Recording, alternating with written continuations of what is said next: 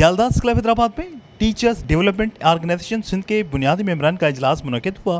तिलावत कलाम पाक और नात रसूल मकबूल सल्लल्लाहु अलैहि वसल्लम की अदायगी के बाद मरहूम इकबाल अहमद ज़ई साहब के लिए दुआ की गई।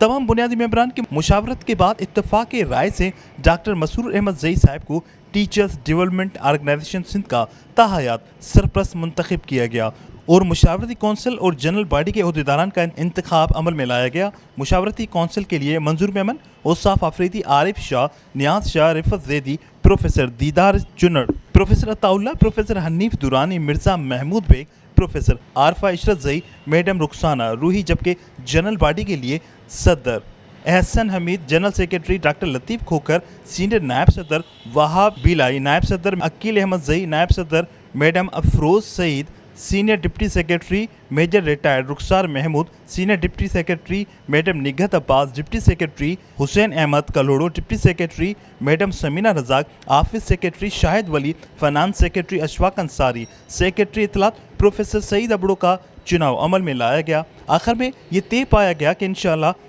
हल्फ बर्दारी की तक़रीब मुनक़िद की जाएगी और इंशाअल्लाह कल से मेंबरशिप का बाकायदा आगाज़ कर दिया जाएगा। कैमरामैन उमर हयात के साथ इमरान शलकियारी, धूम न्यूज़ 24/7 हैदराबाद।